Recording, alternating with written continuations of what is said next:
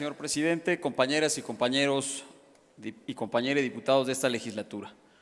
Hoy nuestro país vive un momento trascendental en su devenir histórico y una oportunidad sin precedentes para regenerar las estructuras sociales, económicas, políticas y jurídicas. Este proceso de transformación, que inició en 2018 con el combate a la corrupción, con la austeridad como política de gobierno y la elevación a rango constitucional de nuevos derechos para más de 130 millones de mexicanos, pero principalmente para los más pobres, se ve contenido y limitado por la grave condición de inseguridad, violencia y crimen que no podemos negar vive en diferentes zonas del país.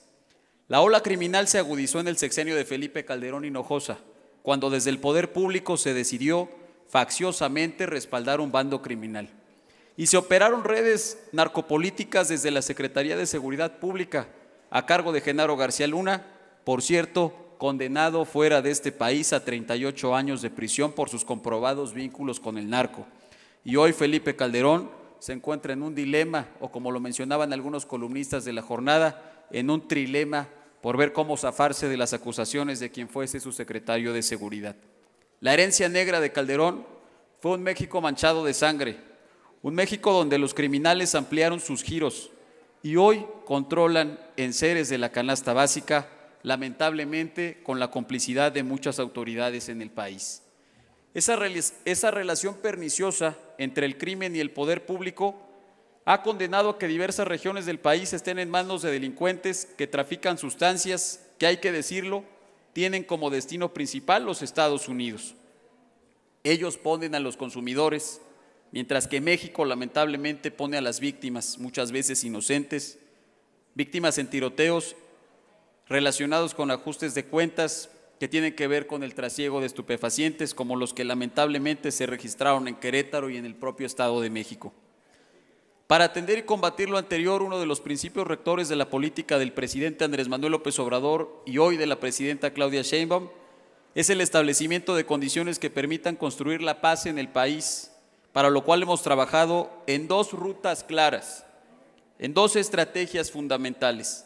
La primera es la atención de las causas que originan la violencia mediante esquemas y programas de bienestar que nos permitan incrementar el ingreso en los hogares a través de la distribución equitativa del presupuesto y así evitar que los jóvenes de las familias más vulnerables recurran al negocio del crimen como una fuente de empleo.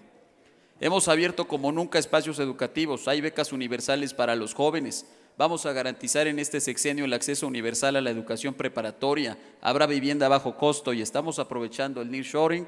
para la generación de empleos para los jóvenes. Pero también hemos trabajado en la segunda ruta, que es el combate directo a los delincuentes. Y esa estrategia no solo pasa por contar con más equipo para la policía, con más patrullas, con más cámaras, sino por fortalecer las capacidades de investigación de la Secretaría de Seguridad Ciudadana. Por eso aprobamos aquí, diputadas y diputados, hace algunas semanas, la reforma al artículo 21 constitucional que le otorga a la Secretaría de Seguridad Pública competencia para investigar y para coordinarse con los ministerios públicos y los 3 órdenes de gobierno en materia de seguridad. Por eso también pusimos a la Guardia Nacional bajo el mando de la Secretaría de la Defensa Nacional, para articular a las diferentes instituciones de seguridad bajo una misma estrategia. Y resultado de ello, se han llevado a cabo en el país y en el propio Estado de México operativos conjuntos para desarticular redes delincuenciales. Y hoy esta reforma que estamos presentando tiene como propósito ampliar el catálogo de delitos graves para que los presuntos culpables, y repito, presuntos culpables, sean sujetos a la prisión preventiva oficiosa y no a la prisión preventiva justificada. Es decir, que la consecución del juicio no se someta al análisis y a la ponderación de un juez que pueda corromperse o que incluso pueda ser amenazado por la delincuencia organizada para dictar la continuación del proceso en libertad o la determinación de una fianza, mientras las víctimas se encuentran al acecho también de los posibles criminales. No se trata de meter a la cárcel a la gente, compañeras y compañeros diputados, se trata de que el proceso continúe con la prisión preventiva oficiosa. Vamos todavía más a fondo en la generación de condiciones de paz y justicia, pues ya está en marcha la reforma al sistema judicial, con la que vamos a garantizar que este país cuente con impartidores de justicia que se apeguen a lo que establece la ley, que se deban al pueblo y no a intereses fácticos, económicos, criminales o mediáticos, para dictaminar sentencias o, en el caso de la reforma que hoy nos ocupa, para ejercer con discrecionalidad la ejecución de la prisión preventiva. La reforma judicial también establece que haya un tiempo determinado para el análisis y la resolución de los juicios, es decir, que no se prolonguen, como aquí se ha dicho, hasta 17 años, como ha venido sucediendo hasta la fecha. Y si revisamos la reforma, y si la leemos bien, vamos a ver que también se incluye el delito de extorsión. Estamos ampliando el catálogo de delitos graves porque un campesino productor de limones que ha sido extorsionado durante meses e incluso años, no merece que cuando se detuvo a los presuntos responsables se le permita llevar un proceso en libertad, a riesgo que los criminales acaben con su vida y la de sus familias, como desafortunadamente ha sucedido en diferentes lugares del país. Aprobamos la prisión preventiva oficiosa a quienes trasiegan y producen fentanilo, porque no queremos puertas giratorias para los criminales. Y no estamos atentando en contra de los derechos humanos ni contra la presunción de inocencia. Estamos evitando la discrecionalidad y cerrando la puerta que conduce a la corrupción en el sistema judicial.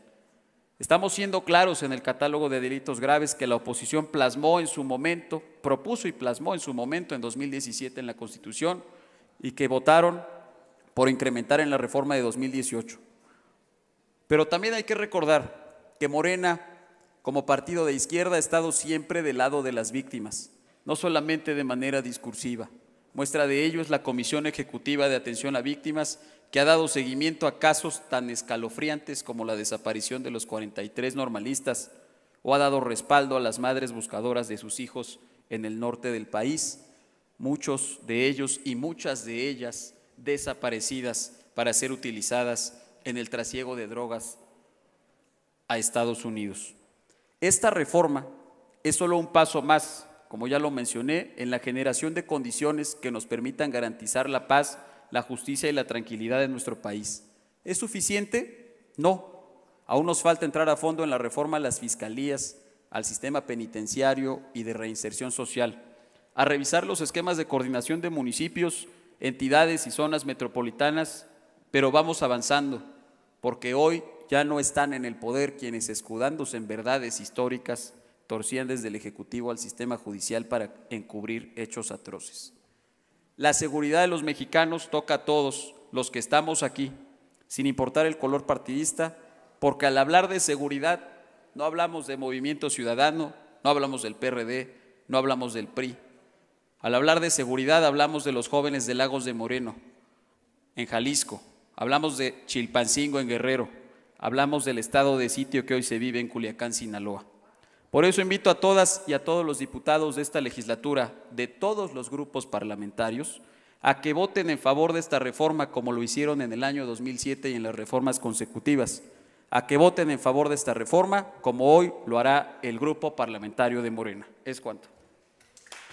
Gracias, diputado. Concluida la participación de los oradores